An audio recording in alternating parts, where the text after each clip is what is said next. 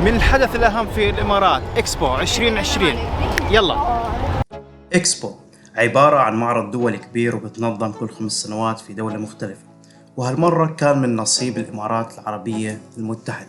وسعر التذكرة هي 50 درهم، وممكن تشتروها من شباك التذاكر أو أونلاين. وعن نفسي أنا حصلت على التذكرة مجانا لأني كنت مسافر مع طيران الإمارات.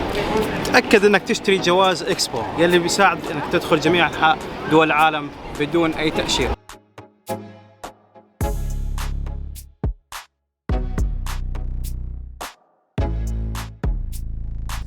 إكسبو دبي يحتضن ولأول مرة في تاريخ إكسبو 192 دولة، والأحلى بالموضوع إنه كل دولة لها جناحها الخاص يلي بيتكلموا فيه عن بلادهم من عدة نواحي، أهمها السياحة والمهارات التقنية والابتكارات المستقبلية.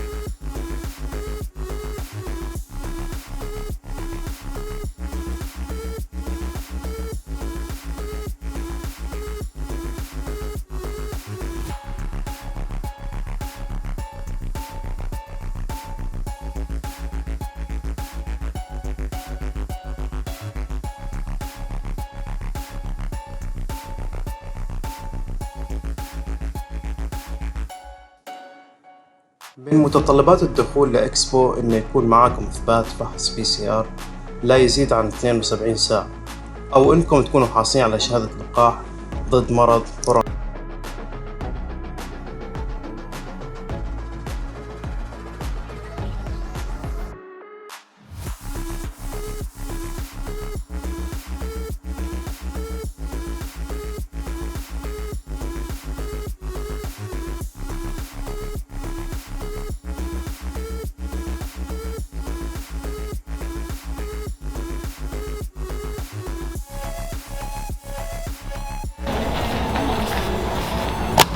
Thank you. دولة جديدة سنغافورة. Selamat datang di Indonesia. Welcome to Indonesia. And please enjoy inside. Thank you. Please enjoy inside. Bye.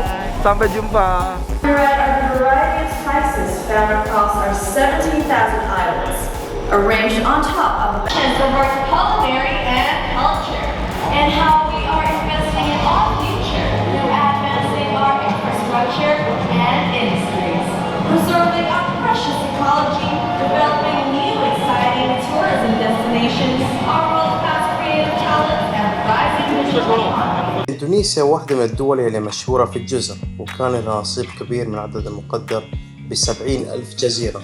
Part of our commitment to the planet, we are doing our best to protect and restore our precious ecology. This is Borobudur, the largest Buddhist temple in the world.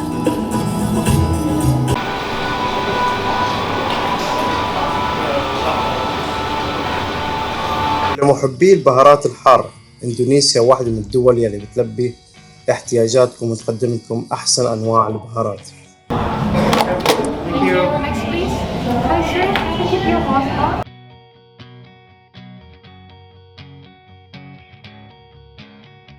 بعد إندونيسيا زرنا العراق، بلاد الرافدين، بلاد الحضارات.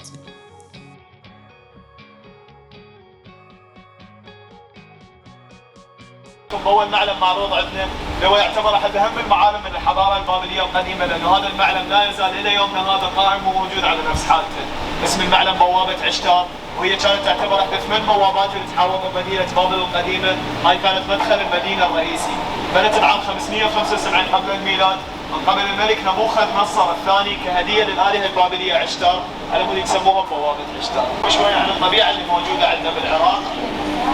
هي عبارة عن مسطحات مائية كبيرة جدا، تراوح مساحتها بحدود 35 إلى 40,000 كيلومتر مربع من مساحة العراق. تميز هاي المناطق بمياهها العذبة لأنه مياهها جوفية، ومعروفة بكثرة وازدهار الأسماك اللي بيها، فبالعادة سكان المنطقة الأصليين يمارسون مهنة صيد السمك كمهنة أساسية لهم. حاليا احنا بتصميم هذا الجناح اذا تركزون على الخيمه اللي مبنيه فوق انا هسه، شكل وتصميم هاي الخيمه فكرتها مستوحاه من شباك الصيد اللي يستخدموها الصيادين بهاي المناطق، اللي يرمز لحياه كل شهدائنا اللي راحوا دفاعا عن الوطن. نصب الشهيد نفس ما ذكرنا لكم موجود بالعاصمه، انبنى بعام 1983 من قبل النحات العراقي اسماعيل فتاح الترك. اللي يميز هذا النصب نفس ما تلاحظون هو مبني على منصه دائريه، تحت هاي المنصه اكو متحف، وعلى حيطان المتحف كلها منحوته اسامي الشهداء اسم منهم لتاريخ بناء هذا النصب لتخليد ذكرى حياتهم بقلوبنا. بقى لك ترتيب الموالي واحد.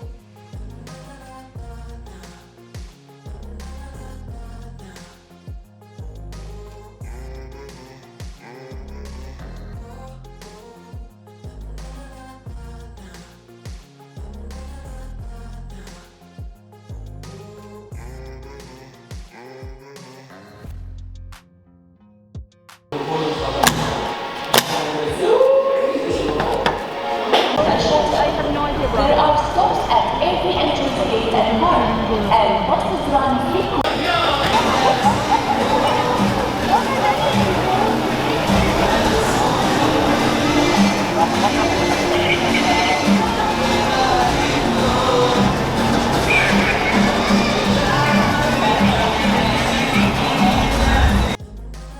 لازم تخلوا في بالكم إن كل جناح ممكن تكون مدة الانتظار للدخول من 20 إلى 30 دقيقة، والسبب الإقبال الكبير للزوار، وبسبب التدابير الصحية للحماية من وباء كورونا، يكون عدد الأشخاص الداخلين هو محدود حتى الانتظار للدخول الوجبة الأخرى.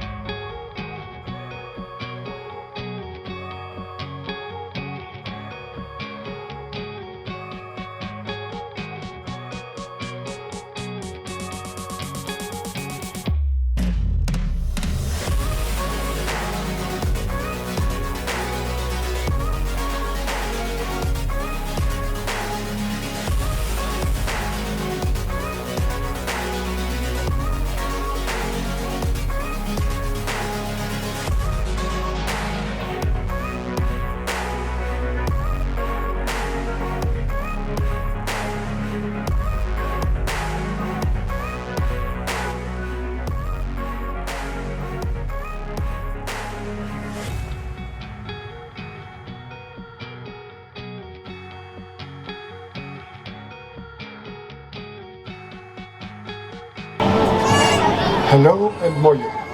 As Grand Duke and Head of State of the Grand Duchy of Luxembourg, I welcome you to our pavilion here at Expo 2020 in Dubai.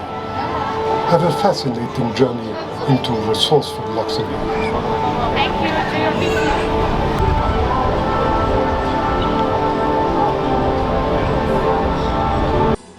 مبنى لوكسمبورغ المميز بالتصميم الخارجي والنبذة عن التكنولوجيا المختصرة عن البلاد بالداخل.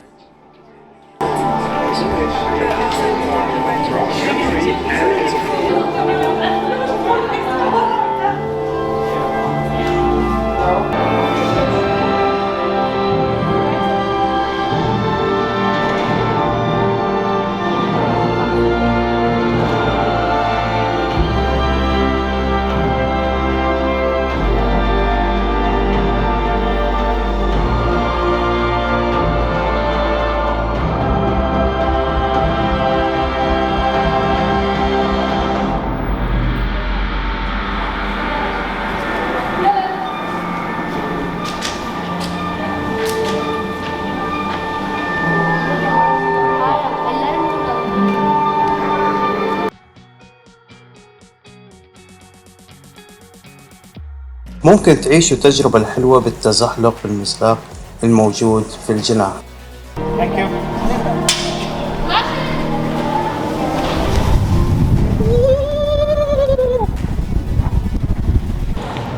من عالم المتعة والجمال إكسبو 2020 بنهي معاكم الفيديو، وإن شاء الله يكون عجبكم.